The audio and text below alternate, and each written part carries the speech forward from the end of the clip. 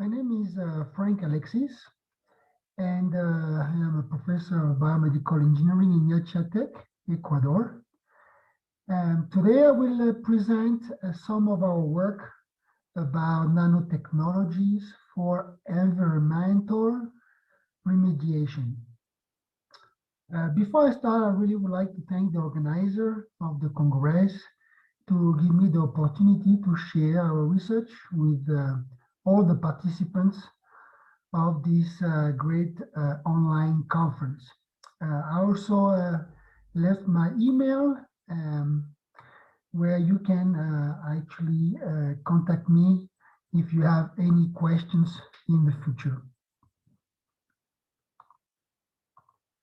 So air pollutants and water pollutants remain a really significant problem. What changed over time is what kind of pollutant is emerging. But overall, all these pollutants still remain a significant challenge, especially for the remediation. So in Ecuador, both pollutants have a very important effect on the health of the population and also the health of the animals. So it was shown that most of the air pollutants in Ecuador come from vehicles, yeah, and also the volcanoes. Problems about air pollutants come out in the news all the time. Problems about water pollutants as well. You can see on the right side that there is a very poor percentage of persons that have access to water that is not contaminated, yeah, clean water. And you can see that overall, there is about 20% of the population that do not have access to clean water in the entire country. And this percentage vary depending if they are in the cities or if they are outside the cities. Okay. Not too long ago, there was also a publication that demonstrated the increase of emerging pollutants in the rivers of Ecuador. So pollution is a local problem in Ecuador. It is definitely a regional problem as well in Latin America and in the world. So there are many solutions for pollutant remediations. One of the options is, of course, the use of nanomaterials. Yeah. So there are many different types of nanomaterials that can be used for remediation of pollutants. There are also many different types of mechanisms used for removing these pollutants, right? You have filtration, you have chemical reactions, of course, photocatalysis, absorptions, and solvents, okay? Nanomaterials for remediation of pollutants is nothing new. There are a lot of companies that are developing nanomaterials to remove these pollutants. And on the right side, you can see a short list. And all these companies use different types of materials. Some of them are organic materials, some of them are inorganic materials, And some of them are to remove air pollutants and others to remove water pollutants. Okay, but nanomaterials have been used for remediation of pollutants for quite some time. Now, of course, there are still a lot of challenges, and the main reason is because of the complexity of each pollutant and also the complexity of the mixture of the pollutants. So we will talk a little bit more about that in this presentation today. So our research interest is in biomaterials for environmental remediation of pollutants. And we have been working with organic materials, yeah, mostly biodegradable polymers that are prepared in nanoparticles. And we also been working on biodegradable nanocellulose as well. And we also did a lot of work using inorganic materials like mesoporous silica nanoparticles and also clay nanoparticles. Why we have been working in these two kinds of materials is because they both have advantages and disadvantages. Some of them will be more useful for some applications, and some other will be as well useful for different type of applications. Yeah. Of course, one advantage of the organic materials is that in this case, they are biodegradable. Yeah. So these could give some advantages in some applications compared to the inorganic materials that typically are not biodegradable. So we started a few years ago with this field study in two rendering plants that basically burn waste of animals, yeah. And these two plants are located in California. And we collaborate with this company now for a long time, together with the Clemson University in the US. And we did some tests in the two different plants. And you can see on the right side here, we look at different parts of the plant. So inside, outside, okay, and outside, inside. So you can see near the office, near the entry of the truck, and inside the plant where they actually process the wastes of the animals. And the main idea was to check what kind of pollutants, gas pollutants, are emitted from these rendering plants.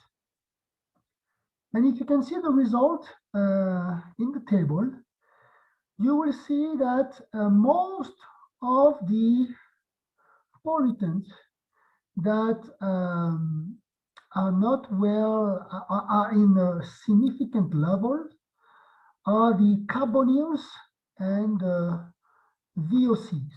You can see that upwind in the plant, downwind in both plants,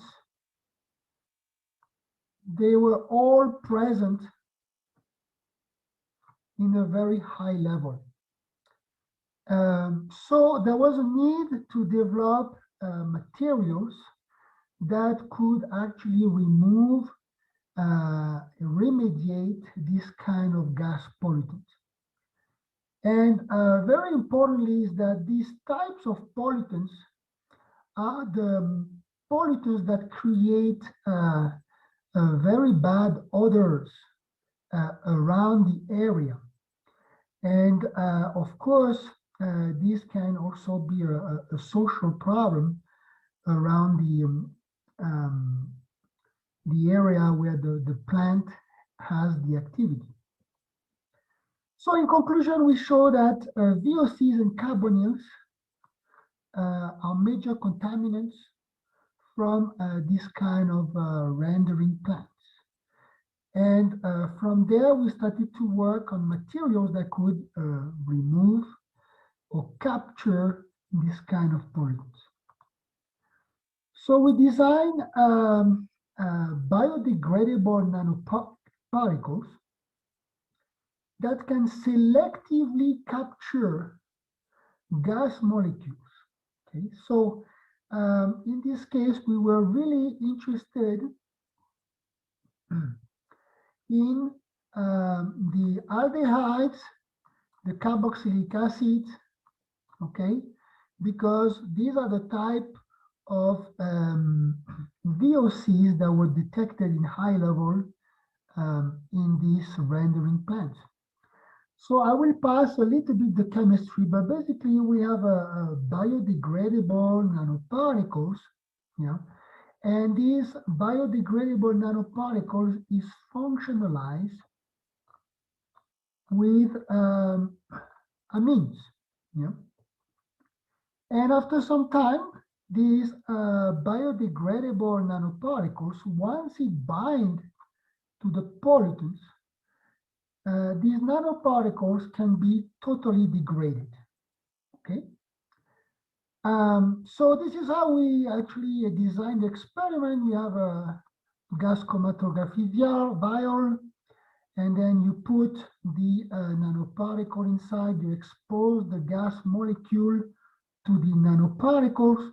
The nanoparticles capture the gas molecule, and then you can do another gas chromatography test to measure how much of the gas is not captured by the nanoparticles.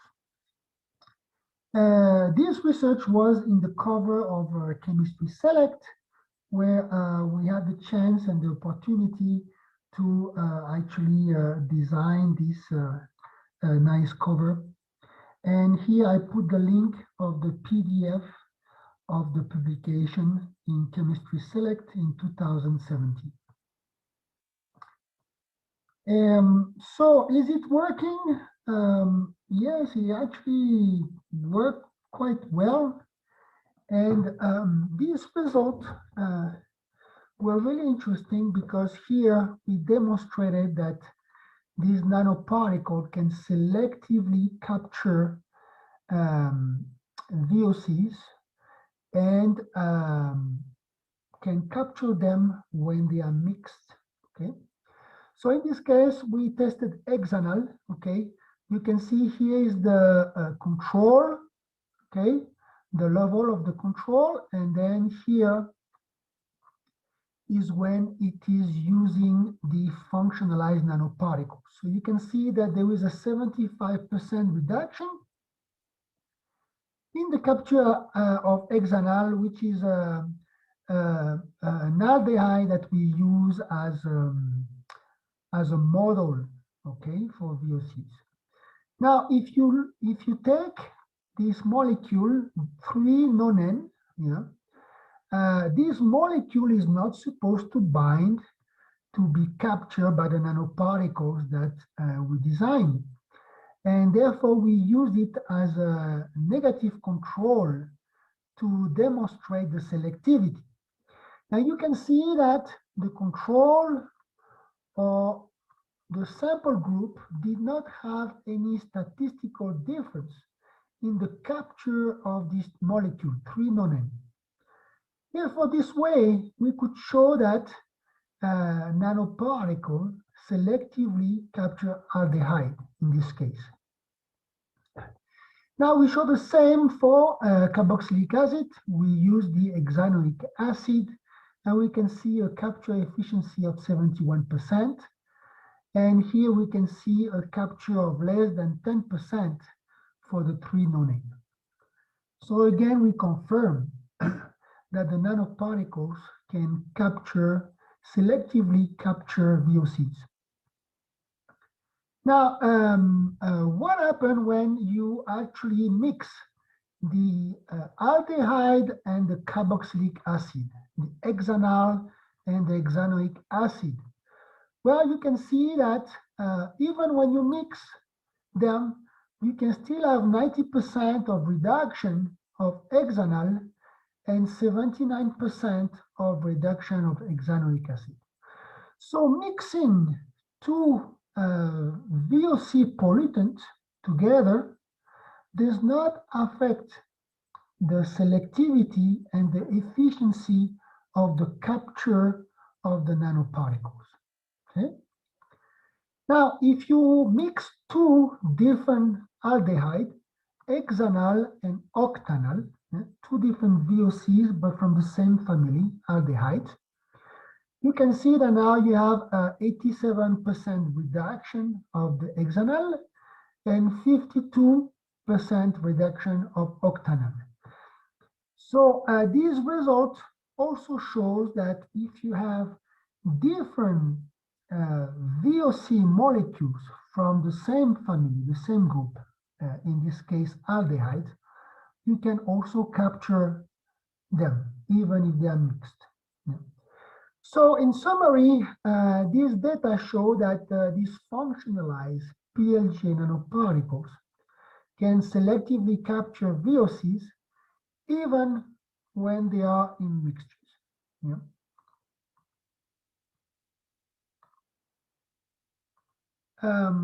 So how does this compare to, I forgot to mention that this technology was patented as a biodegradable waste remediation method and system, and I gave the US patent number. The question is how this compare to the standard, and we are the company, so what do you use in your company to actually capture gas pollutant?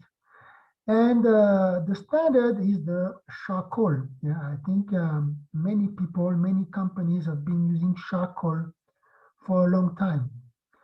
And in this case, right, if you use charcoal and you try to capture hexanal, you will observe a reduction of 24%. If you use the hexanoic acid, the carboxylic acid molecule, you will have a 5% reduction. So by comparing our result with the standard material used in the industry, we could actually demonstrate that, one, these nanoparticles have a higher efficiency to capture VOCs, and number two, these nanoparticles are selectively capturing VOCs, and charcoal is not. So this was a very important control that we use and really helped to demonstrate the hypothesis of the capture mechanisms of the nanoparticles. Now later, we started to test as well natural materials. Yeah. In this case, we were interested mostly in cellulose. Why cellulose? Because it's a low-cost material available anywhere, and it can be biodegradable. So it can give a lot of advantages compared to some other polymers. Okay. So the idea was how if we actually test cellulose from different vegetables, yeah, and see if this cellulose could be used as capturing materials of pollutants. Okay, and of course, one of the main advantage or main opportunity is that when we study cellulose from Ecuador, we found out that depending on the source of cellulose, the cellulose materials can have different properties. Yeah. So we, of course, were very interested in fibers. Yeah. In this case, we were very interested in natural fibers, not synthetic fibers. And in the family of the natural fibers, you have the animal fibers. Yeah. Silk is a very common animal fibers that have been used for many applications. In this case, we are interested in plant fibers. Okay. And we study cellulose from many different suppliers in the world.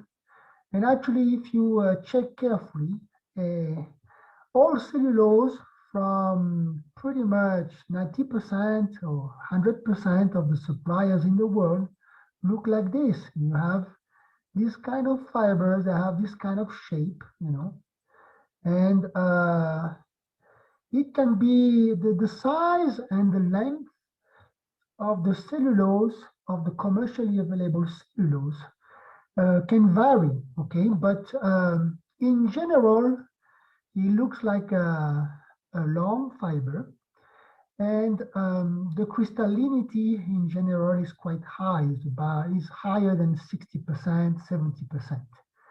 So most of the commercial cellulose are in this category of materials. Yeah, high crystallinity, and the size can vary, but typically it looks like a long fiber.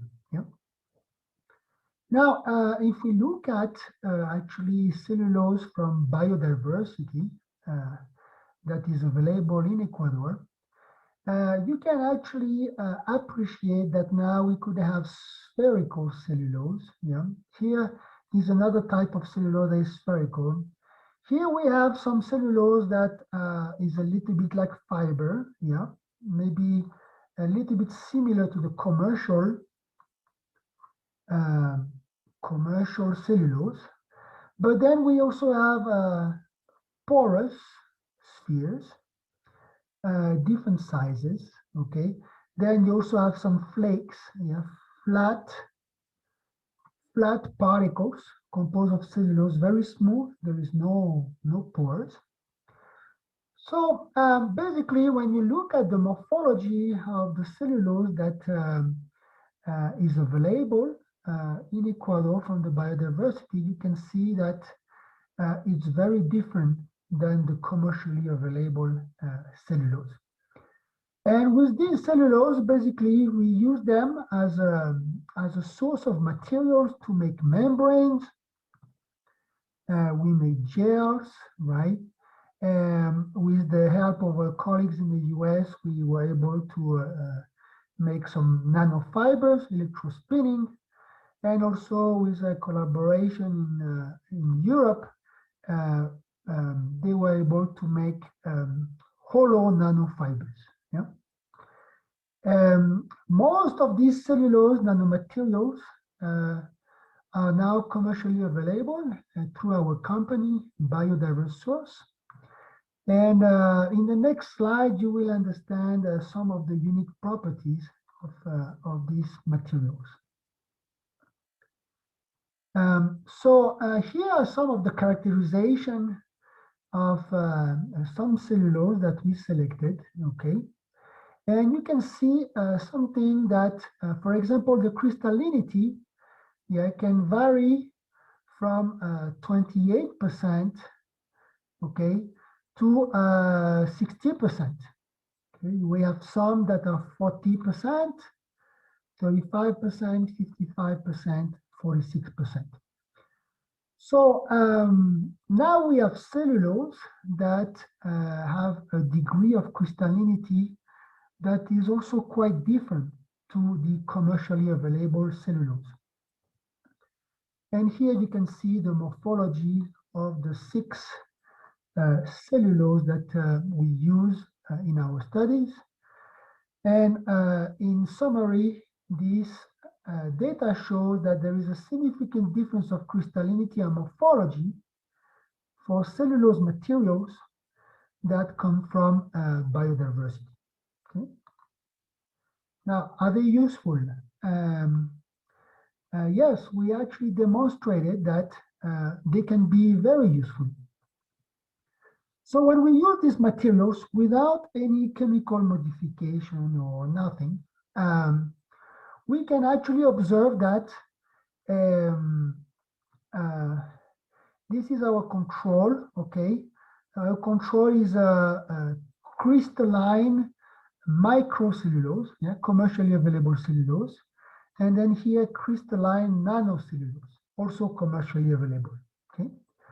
And we can see that we had 4 different types of cellulose that did not really capture the VOCs. Yeah, there is no statistical difference here compared to the controls. However, there are 2 cellulose, F19, F28, that actually did capture quite a bit of VOCs. You can see that in this case, we have a reduction of 56% without any chemical modification. Now, if you take this one, this F28, and you modify it, okay, now you have 98% of reduction. And when we look at the data of these cellulose materials, we have the surface area and we have the pore volume, okay?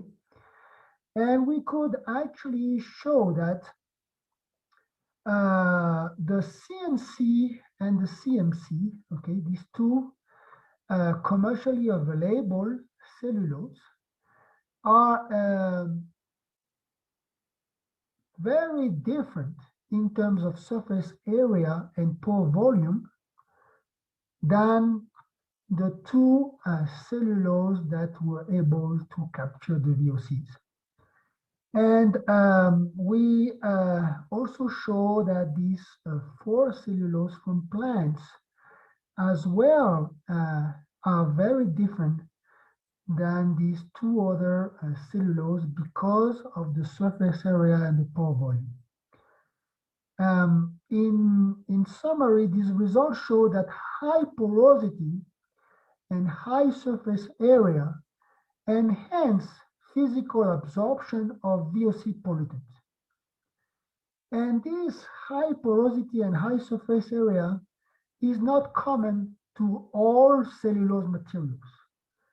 Is common to only some cellulose materials that come from biodiversity.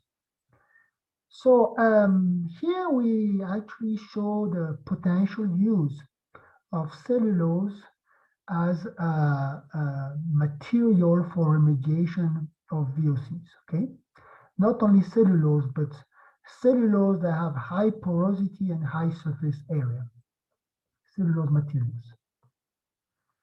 Now, later, we were interested in trying to capture fluorinated pollutants. So we know that fluorinated pollutants are a big problem, especially water pollutants. They are present in lakes, in rivers. So here in this table, we selected a family of fluorinated molecules.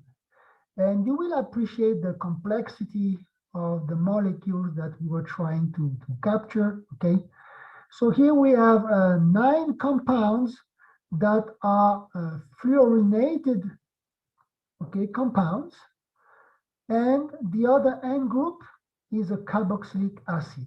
Okay, so on one side you have a fluorinated group, on the other side you have a carboxylic group, and then you can see that the molecular weight increases and the chain length increases. Okay, so complexity increases. Now, if we go to the other group of molecules that we also included, you can see that in this case, we use molecule that has a fluorinated end group and a sulfonic end group. So now we change the carboxyl group with the sulfonic group to see if it affects the remediation of the nanoparticle. Okay, and again, molecular weight increases, chain length increases. Okay, the other two in this table are emerging fluorinated pollutants. Okay, a little bit different. You can see the structure is not linear here. Okay, and we also use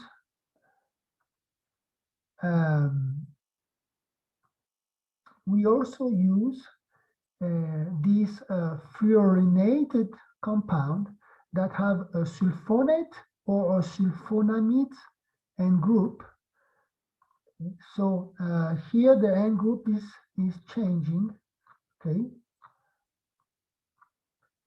And of course the molecular weight is also changing. So in total, we had about 23 molecules from the fluorinated family of pollutants.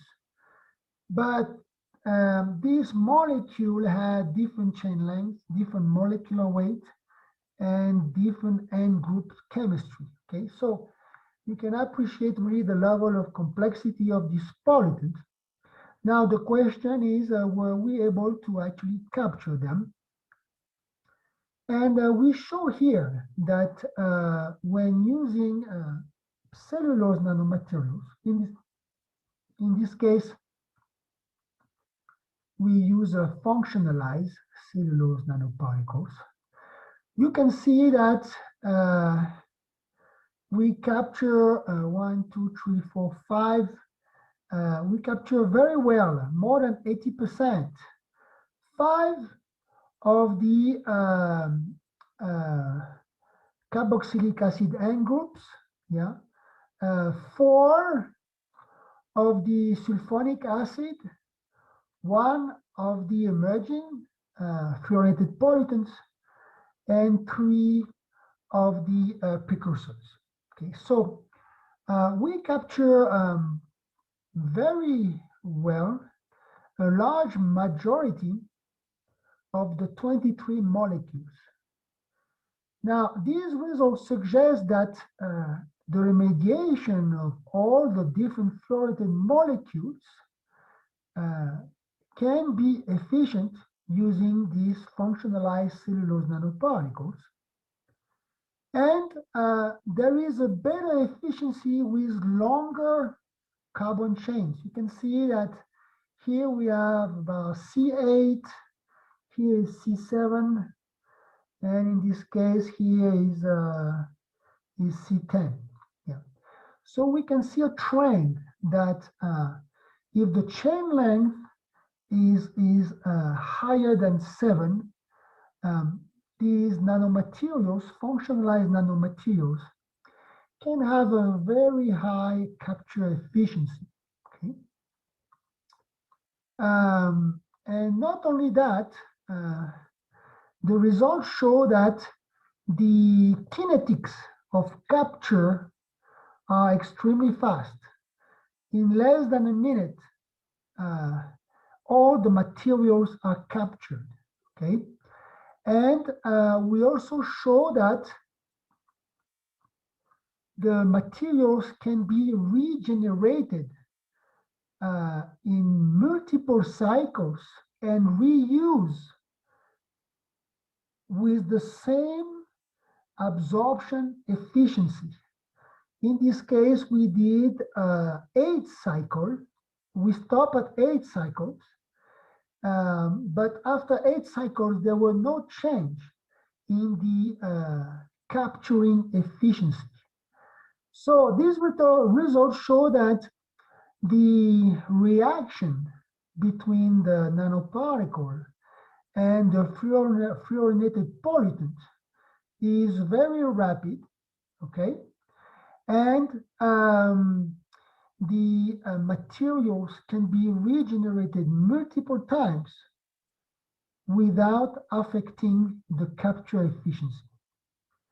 So this could have a lot of applications for water pollutant remediation. Later on, we started to work a little bit on inorganic materials. In this case, we we actually prepare, our colleague in Clemson University prepare these mesoporous silica nanoparticles. Yeah, and these nanoparticles were very porous, okay, and we can see in the electron microscopy here a lot of network of pores inside these mesoporous silica nanoparticles. And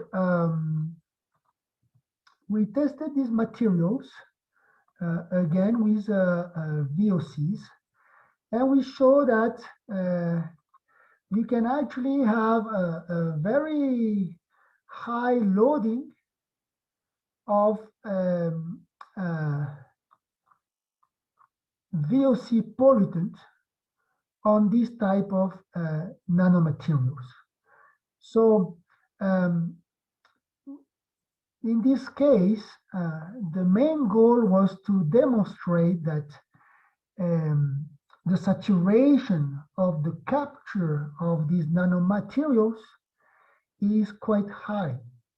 And we could show that you could capture, you could increase the capture of these VOCs when you increase the amount of the nanoparticles, of course. Now, we could also show that the reaction was quite fast and was less than 10 minutes. So in this case, we show a high loading of pollutant in these nanomaterials, most likely because of the surface area and the porosity.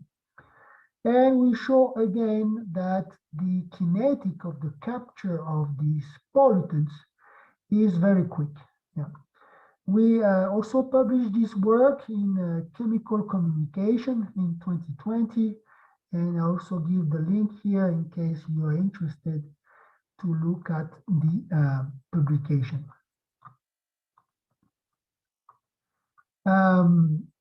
We also tested clay nanomaterials, yeah, as a biomaterial for remediation of VOCs. Why clay? Is because clay is again one of the cheapest, one of the lowest cost inorganic material that is available to pretty much everybody. And the idea was to see if this kind of nanomaterials would be able to capture VOCs. In this case, we use an aldehyde, a carboxylic acid, and also a sulfide molecule. And we demonstrated that these clay nanoparticles can also significantly capture the aldehyde, carboxylic acid, and also the sulfide pollutants. Okay, so these kind of nanomaterials could also have, in this case, the most impact will probably be to capture sulfur molecules, because this is where we observe the highest reduction of the pollutants. So you can see that in the different materials that we tested, some of them have different efficiency for different type of pollutants. This is, of course, a very big challenge. There is no perfect yet nanomaterials that can capture all the pollutants. Okay, every nanomaterials will have some specific properties that could be used to for the remediation of some specific pollutants. And in this case, we show that clay could be very useful for sulfide molecules. And here in this table, we actually summarize the molecules that were captured by clay. And you can see on the right side here the percentage of reduction. And you can see that out of 12 molecules, okay, in this case, the volatile fatty acids, okay, out of 12, 9 of them were captured more than 90%. So again, these nanomaterials could have very good applications because they can have a very high efficiency to capture these pollutants. This work was published in Chemosphere in 2018. And again, I also put the link in case you are interested in the publication. Our last work on remediation of pollutants is on the degradation of pesticides using functionalized cellulose.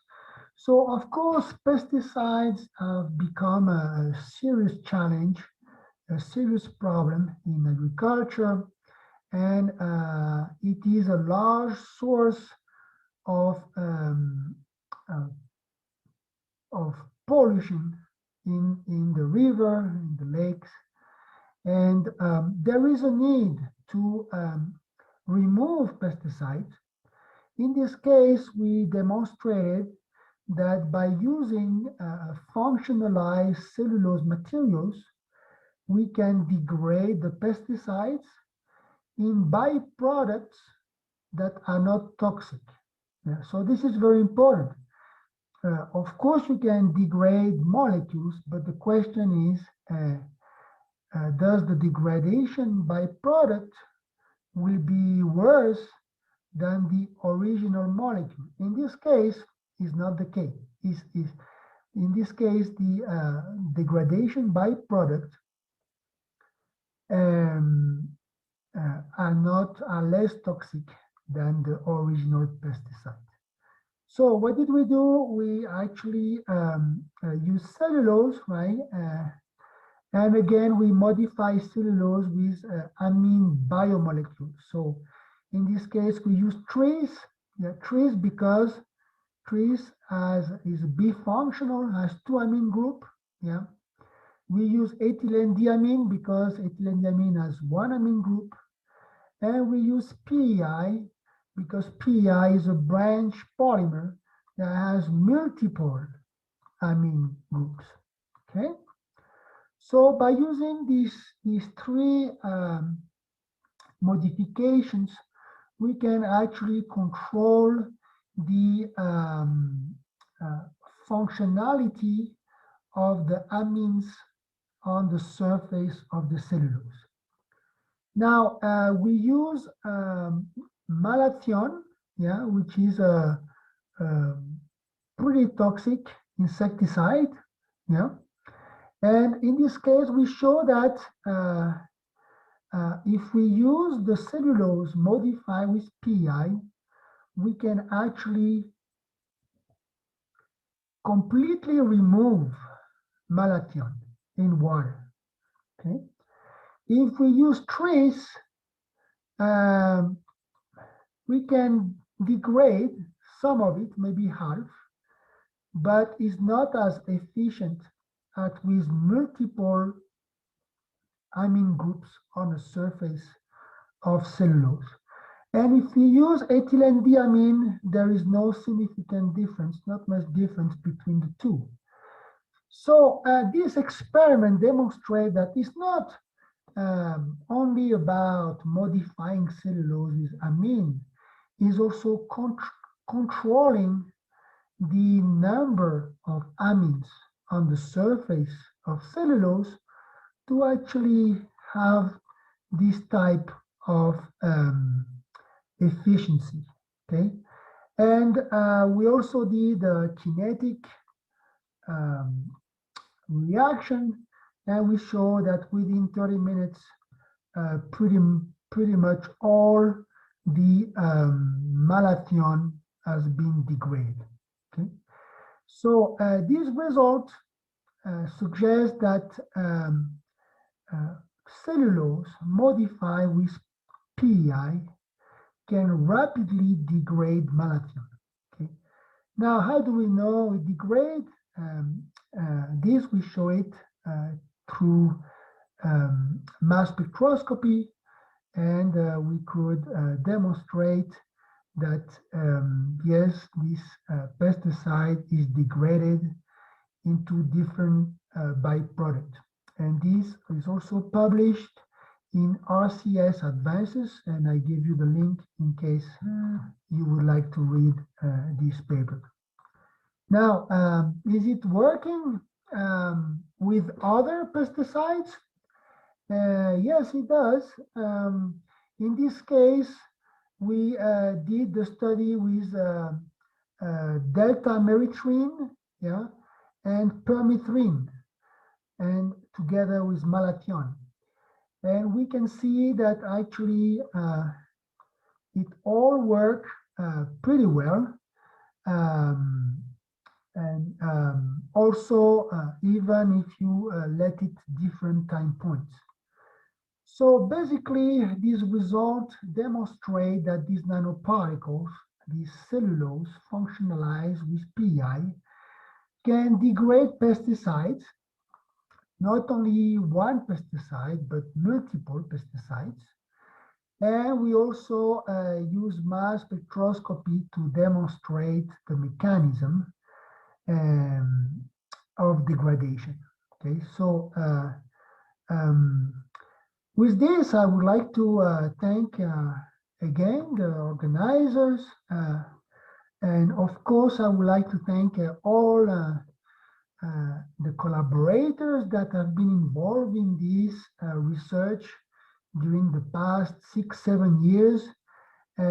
We have our colleague here in Ecuador, in 2 universities in Ecuador, and we also have our colleague in the US. Most of this work was done in collaboration with Dr. Dan Whitehead, who is a professor in Clemson University, and with Mohammed, who was a postdoc together when we were in Clemson University.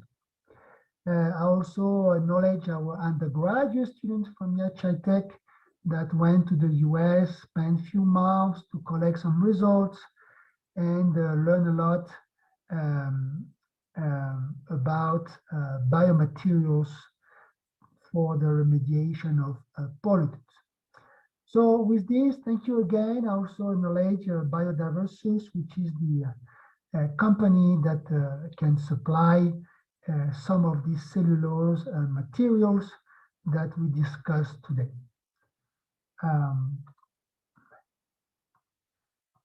Thank you so much. I hope you enjoyed the presentation, and feel free to contact me if you have any questions, comments, or if you are interested to collaborate. It will be a great pleasure. Thank you so much, and I hope to be in touch.